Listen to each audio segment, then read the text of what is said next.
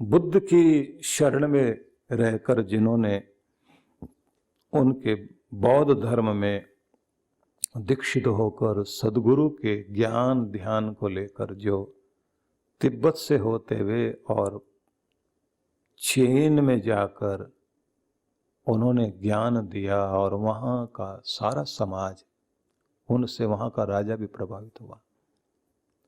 तो वहाँ पर एक बहुत बड़े संत थे जो तिब्बत में और चाइना में जिनका बहुत बड़ा मान था। नाम था उनका शिन हुआ।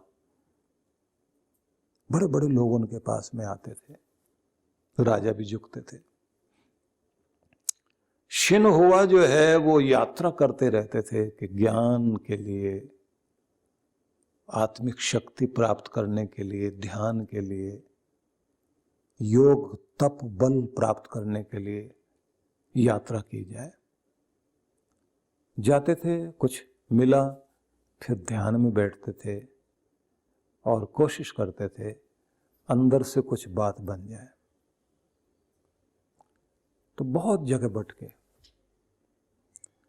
उन्होंने सुना कि बौद्ध धर्म नाम के एक बहुत बड़े संत भारत से पधारे हैं।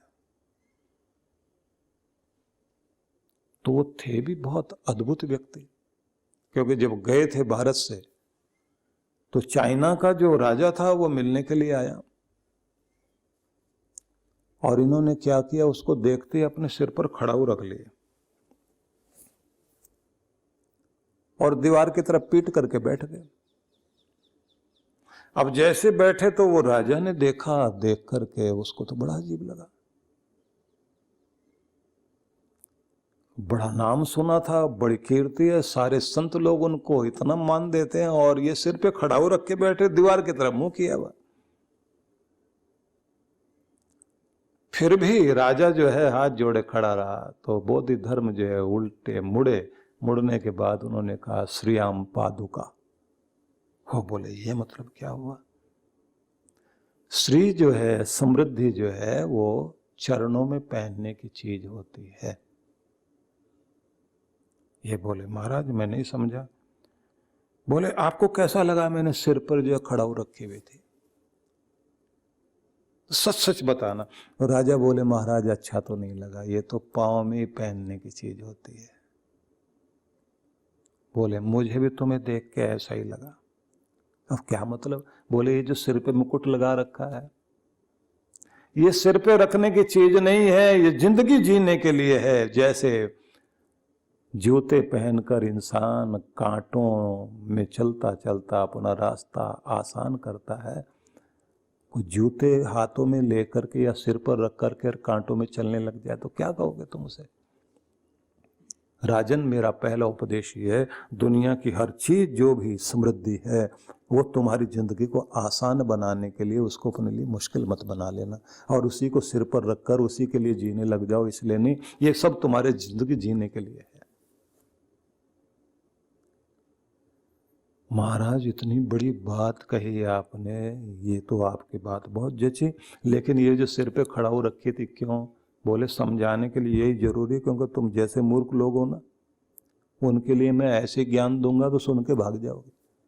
तुम्हें बार बार याद आएगा कि अच्छा नहीं लगा उन्होंने सिर पे खड़ाऊ रखी हुई थी। बड़ी चर्चा हुई उनकी। शिन हुआ गया उनके पास में और जाके उसने कहा बहुत भटका हूं, कुछ कृपा हो जाए। धर्मबोधि देखकर हंसते रहे और बोले जाओ बैठो कोने में, खाली हो जाओ और अपने भीतर मौन को देखो, महसूस करो कि तुम कितने मौन में जा सकते हो। और फिर उन्होंने अपनी उंगली उठाई और कहा इधर की तरफ देखते जाओ। और देखते देखते उन्होंने अपनी उंगली को नीचे किया और ये व्यक्ति जैसे कोई गड्ढे में जाकर डुबकी लगा दे और बाहर निकले और किनारे पर बैठकर उस ठंडे जल से जैसे शीतल हो जाए, ऐसे ही इसका ध्यान लग गया। सदगुरु पास गए और उन्होंने उसके माथे पर अपनी अनामिका से स्पर्श दिया और वो व्यक्ति ध्यान में चलता चला गया और वो छोड़ के निकल गए। बहुत देर तक बैठे बैठे इसको इतना आनंद आया, आंखें खुली जब तो लगा जैसे आंख खोलने के बाद हम कहाँ जलते हुए रेगिस्तान में आ गए। अंदर तो बहुत शांति, बहुत आनंद था, आंखों में आंसू आने लगे। और फिर कृतज्ञता के लिए, आभार प्रदर्शन करने के लिए, क्योंकि हृदय कृतज्ञ होता है ऐसी स्थिति में, तो कृतज्ञता प्रकट करने के लिए उन्हें ढूंढने गए। देखा एक पेड़ के नीचे खड़े हुए अपनी मस्ती में और नदी की तरफ देख रहे हैं। किसी ने कह दिया पास में मत जाना, वो जिन्होंने जो देना था दे दिया, वो अपने आनंद में है इस समय, अब आप निकल जाओ। ये गया और जाकर इसने कागज पर कुछ पंक्तियां लिखी। और क्या लिखा? इसने कहा कि मैंने शास्त्र पढ़ी पुस्तकें पढ़ी, लेकिन जहां जहां जो भी पढ़ा तो मुझे ये महसूस हुआ कि सारी किताबों में दिए तो हैं, दीपक, लैंप, कागज का बना हुआ दीपक देखा मैंने। और कागज का बना हुआ दीपक, जो चित्र हो, कोई पिक्चर हो, वो रोशनी देती है क्या? अंधेरे में ले जाकर के किताब खोलो और कहो इसमें दिया जल रहा है, अंधेरा भाग जाएगा। मैं भी ऐसा ही करता रहा। किताबों में जो दिए के चित्र बने हुए थे उन्हें लेके पढ़ता रहा, देखता रहा, रोशनी मिलेगी, नहीं मिली।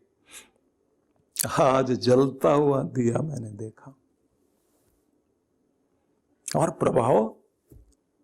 प्रभाव ऐसा कि वो दिया मेरे अंदर के दिए को जलाकर, और वो तो दूर खड़ा हो गया जाके, लेकिन मेरे अंदर दिया जल रहा है। आज मैंने पहली बार देखा कि गुरु क्या होता है। सारे ग्रंथ जिसकी तरफ इशारा करें, जो चलता फिरता ग्रंथ ही नहीं ग्रंथालय है, जहां सारी कृपाएं आकर इकट्ठी हो जाती, वही तो गुरु है। का इसकी बड़ी जरूरत होती है। और ये ऐसा कुआं होता है कि इसमें से कितना ही जल लेते जाओ, ये कभी खाली नहीं होता। अद्भुत होता है। और उसने कहा क्या भटकना खत्म हो गया, संदेह समाप्त, खजाना मिल गया है। बस कृपा रहे मैं इस खजाने को संभाल सकूं। आप सबकी जिंदगी में सदगुरु जब मिले तो उसके बाद आपका दिया जलने की स्थिति में आया। आपका अहंकार, आपका संसार में भटकाओ, जलते हुए दिए को आपने हिला दिया, जलता जलता रह गया। बत्ती थोड़ी सी गर्म तो हुई, लेकिन फिर कोशिश करो। किसी ने लिखा था कि कहीं से एक चिंगारी ढूंढ लाओ दोस्तों, कहीं से एक चिंगारी ढूंढ लाओ दोस्तों। इस दिए में बत्ती भी है, तेल भी है, बस चिंगारी नहीं है। कहीं से एक चिंगारी ढूंढ लाओ दोस्तों। उस चिंगारी का नाम ही सदगुरु है। तुम्हारे पास बत्ती भी है, दिया भी है, लेकिन जलता हुआ दिया नहीं है। बुझे हुए दीपक करोड़ों भी हो, कोई वैल्यू नहीं है। जलता हुआ दिया मिट्टी का भी है तो भी उसकी कीमत है, अंधेरा हटा देगा। कृष्ण भगवान ने इसलिए कहा कि तुम्हें अपने जीवन को धन्य करने के लिए गुरु की शरण में जाना चाहिए। और एक बात और, गुरु हमारी जिंदगी में चमत्कार कर दे और हमें कुछ भी करना ना पड़े। गुरु दे दे कुछ, गुरु ऐसा कुछ कर दे कि कोई जादू मंत्र करे, इधर से हाथ घुमाए और इधर से कोई जंजीर निकल आए सोने की, कोई घड़ी निकल आए, कुछ नहीं तो भभूत ही निकाल दे। बड़ा आश्चर्य हुआ जब मैं छोटा ही था तो हरिद्वार में हम लोगों को मौका देते थे साधु बाबा लोग, बेटा तुम उपनिषद पर कुछ अच्छा कहते हो, तुमने पढ़ा है तो सुनाओ यहाँ बैठकर। हम वहाँ सुनाते थे तो वो खुश होते थे, हमको भी अच्छा लगता था। एक दिन मैंने देखा कि बाबा जी आए नहीं है, तो मेरे से कहा गया कि अभी 1-1.5 घंटा रुकना पड़ेगा। कलकत्ते से सेठ लोग आए हुए थे, सेठ को बाहर बैठाया और ये बोला गया कि अभी बाबा जी जो है वो ध्यान में है, समाधि में। ध्यान तो बोलते नहीं, सीधे समाधि बोलते हैं वो लोग। ध्यान तो छोटी चीज है, समाधि बड़ी चीज है। तो मैंने भी सोचा कि बाबा जी समाधि लगाते हैं तो हमको भी थोड़ा फायदा मिलेगा, हम भी जाके पास बैठे। देखा वो धूप में, सर्दियों के दिन थे, तेल मालिश करवा रहे हैं। मैंने कहा आप तो समाधि में। बोले बेटा समाधि है। मैंने कहा वो सेठ लोग बैठे हैं। बोले उनको क्या बताएं, यही तो बताना पड़ेगा समाधि में। मुझे बड़ा झटका लगा, अच्छा उपनिषद सुना रहा हूं मैं यहाँ। मैं वहां से भागने लगा। वो बोले बेटा इधर आओ, बैठो। बोले अगर वो सेठ को हम लोग जो है ना थोड़ा प्रभावित नहीं करेंगे तो यहाँ कुछ दे के नहीं जाएगा, उनको तो ऐसे बताना होता है। और हम अभी तैयार होंगे, उसके बाद सेठ से मिलेंगे। और तुम तब तक जो है दुग्ध पान करो आप तब तक। तो मैंने कहा अच्छा महाराज दुग्ध पान करते हैं। इतनी देर में जो है वो स्नान उनान करके जब बाबा जी आ गए तो वो सज्जन आए, महाराज कष्ट में हो, कष्ट निवारण करो। तो इन्होंने कहा देखो ऐसा है, तुम्हारे ऊपर 2-2.5 साल से बहुत बड़ी एक दिक्कत चली आ रही है। किया हुआ किसी ने कुछ, जिसने किया हुआ है उसका जो है हम यहां से मंत्र बोलेंगे, अभी सामने पता लग जाएगा। लेकिन बेटा एक काम करो तुम लोग, अभी जाओ और सामने जो है यहां जहां नारियल बिक रहे हो ना, आश्रम में बिकते हैं, वहीं से कोई एक नारियल ले आओ। अब ये नारियल लेके आए, लाते इनको कहा कि अब एक काम करो, ये मौली लो धागा और इस पे लपेटो ऐसे करके। उसने लपेट लिया। बोले इसको लेके जाओ आप, यहीं जहां भी कहीं आप होटल में ठहरे होंगे तो वहां जो है अपने सिराने के पास में रात को ये रख करके सो जाना, और सवेरे लेकर के आना। तो हम लोग जो है हमने जो मंत्र पढ़ना था वो पढ़ दिया, इसमें जो है उसका पता पूरा आ जाएगा जिसने भी तुम्हारे ऊपर कुछ बुरा किया हो। गुरु लोगों में ताकत होती है, पता होना चाहिए तुम्हें। अब मैं भी बड़ा उत्सुक हूं, बाबा जी को इतना बड़ा ज्ञान है, हम लोग वैसे उपनिषद सुना रहे हैं यहाँ बैठ करके। मैं तो इतना गदगद हो रहा है, मुझे लगा कि चेला इन्हीं का बनना पड़ेगा अब तो। ऐसे तो बाबा जी मैंने देखे नहीं थे। अगले दिन देखा कि वो सेठ आए, आते उन्होंने कहा कि महाराज रात में नींद तो ठीक आ गई है, ये सिराने मैंने रखा, अंदर से ताला वाला भी ठीक लगा रखा था, किसी को मैंने आने नहीं दिया, रात में माला वाला जप के सोया था। बोले नारियल ले आए हो? बोले हाँ। कहाँ है? बोले थैले में है महाराज, मैंने हाथ में पकड़ा हो। बोले दूर रखो इसको, सामने ले जाओ पत्थर पर, वहां जाके पटक दो। उसने जैसे उसको पटका तो उसमें से खून जैसी कोई चीज निकली, कुछ बाल निकले। एक जो है वो महिलाएं जो जूड़े में लगाते हैं पिन टाइप की, वो निकली बाहर, चिमटी सी होती है ना, हेयर पिन बोलते हैं, क्या बोलते हैं, वो निकली। तो उसके बाद बाबा जी गए और डंडे से उसको ऐसे से चेक करते रहे। बोले ये क्या है? देखो महिला के बाल हैं, ये क्या चीज है? ये जो है ना, ये वो क्लिप है बालों में जो लगाई जाती है, वो है। हाँ ये है समस्या तुम्हारी। ये कोई है तुम्हारे रिश्तेदारी में जिसने तुम्हारे ऊपर इतना सब कुछ किया हुआ? खून की प्यासी है तो तबाह कर देगी। महाराज आप बचा लीजिए, हमारा कोई कल्याण हो। नहीं बचाएंगे तो सही हम लोग। देखो कम से कम 51 लाख रुपए का यहां जो है कुछ भवन वगैरह बनाओ, तुम्हारे बच्चे भी बचेंगे, तुम्हारा सब कुछ बनेगा, सारी चीजें ठीक हो जाएंगी, हम कर देंगे ठीक। महाराज मैं जरूर आपको जो है चेक भिजवाता हूं, ठीक है, पधारो यहां से और वहां से प्रसाद लेते जाना। अब मैं तो इतना गदगद हो गया, मुझे लगा कि बस चेला यहीं बनना चाहिए, इन्हीं गुरु जी का चेला बनना चाहिए। तो मैंने उनसे कहा महाराज आप तो इतने पहुंचे हुए हो। और मुस्कुरा दी, बोले कोई बैठो सुनाओ क्या सुनाते हो। मैंने कहा महाराज आप हमसे सुन रहे हो? बोले और बाबा जी भी आ जाएंगे, बैठेंगे अभी। मैंने कहा ये फिर हमें नारियल का रहस्य भी तो थोड़ा समझाओ ना, आपके पास तो इतनी विद्या। बोले विद्या तो हमारे पास ऐसी, यहाँ मंत्र बोलेंगे वहां जो है ना उसमें हवन कुंड में अग्नि जलने लग जाएगी। तो मैंने कहा महाराज आज ही आप तो विराट रूप दिखा रहे हैं अपना।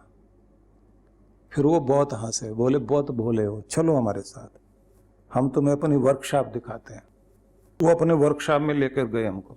वर्कशॉप में गए तो वहाँ हमने देखा कि बहुत सारे लोग बैठे हैं, नारियल रखे हुए हैं, और नारियल में जो है ना वो जो 3 उनकी आंखें बनी हुई होती हैं उसको बहुत बारीक ढंग से ऐसे उसके जटाएं काट के उसमें छेद बनाते थे, उसमें रंग डालते थे, फिर किसी महिला के बाल डालते थे, फिर उसमें पिन डालते थे, फिर उसके ऊपर जटाएं जो है वो फेविकॉल से चिपका के नारियल जो है वहाँ बिकने के लिए जा रहे थे। और मैंने कहा महाराज यहाँ आप ही लोग डालते हैं ये सब चीजें? बोले हम ही तो डालते हैं, नहीं तो उसमें से कहाँ निकल आएगी। मैंने कहा ये जो आप कर रहे थे? बोले वो बड़े आत्मविश्वास के साथ उतना ड्रामा करना होता है। तुम सारी जिंदगी अपने वेद की, उपनिषद की, गीता की कथा करते रहे ना, अगर कोई इस तरह से आके 51 लाख रुपए दे जाए तो हमको तो दिन में आके 4 बार मत्था टेक के जाते हैं लोग। मैंने कहा महाराज फिर ये करना पड़ेगा। बोले इसके बिना तो कुछ होता ही नहीं। मैंने अपनी पोथी उठाई और वहां से जो है ना बस में बैठ लिया। मैंने कहा अगर यही गुरु जी हैं, लेकिन इसका मतलब ये है कि क्या यही लोग हैं? ये धरती ऋषियों की धरती है, योगियों की धरती है, ज्ञानियों की धरती है। सही सोना है तो नकली भी बनता है, अगर सही नोट हैं तो नकली भी बन जाते हैं। इसलिए आप इसकी तो चिंता करें नहीं, श्रद्धा भाव से अपने गुरु के द्वारा दिया गया मंत्र उसका जाप कीजिए, अपने नियम बनाइए, अपने अनुशासन में चलिए, और जितना जितना आप अनुशासन में चलते चले जाएंगे आप पर कृपा होती चली जाएगी। निवेदन यह है सभी से, एक शाम को सोते समय तनाव मुक्त होकर, शांत होकर कोई भजन सुन करके और भगवान को मत्था टेक कर उसके बाद सोने जाओ और गदगद होकर कहो भगवान तेरी बहुत कृपा है, तू मेरा रक्षक है, तू मेरा राखा है, तू मुझे संभालने वाला है, हर पल तू मेरे साथ है। और धन्यवाद दे करके आज का दिन पूरा हुआ प्रभु, आज का दिन जैसे बीता आपकी कृपा छाया में बीत गया, कल का सुनहरा दिन और देखूंगा, आपकी कृपा से मेरी सारी चीज़ें ठीक होंगी, मैं आपको आज का प्रणाम प्रस्तुत करता हूँ। ऐसे कह करके जा करके भगवान का नाम लेते लेते सोइए। आप महसूस करोगे कि आपके सिर के ऊपर प्रभु का आशीर्वाद अनुभव होगा। और जब जागे तो धन्यवाद करना और उसे कहना कि परमात्मा तूने फिर आज का दिन दिखाया है, आज का अवसर दिया है, मेरे अंग संग रहना, मेरा दिन अच्छा बीते। मेरे प्रभु मैं आपको प्रणाम करता हूं और तुम्हारे नाम के साथ आज के दिन की शुरुआत करता हूं। अपने पितरों को याद करना और उनको कहना कि तुम्हारा आशीर्वाद बना रहे, तुम्हारी पगड़ी को मैं संभाले रखूं, इज्जत बनी रहे, इस कुल का नाम ऊंचा हो। और मेरे बच्चों को आशीर्वाद देना कि मेरे बच्चे भी कुल का नाम रोशन करने वाले बने। भगवान से आशीर्वाद मांगना, भगवान मेरे अन्न धन में बरकत देना, चेहरे पर मुस्कुराहट देना, हृदय में प्रेम देना, मन में शांति देना। आशीर्वाद मांग करके दिन की शुरुआत करके देखिए।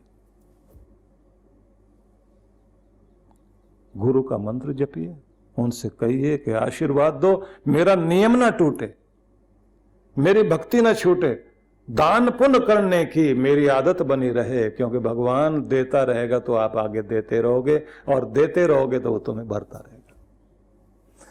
और एक निवेदन आप सबसे और है, वो निवेदन यही है कि कुछ भी हो, पूरी दुनिया भी कोशिश कर ले, अपनी श्रद्धा, अपना विश्वास गुरु के चरणों में पूरी तरह से बनाए रखना। जिसका विश्वास गहरा है उस पर कोई कमी नहीं रहती।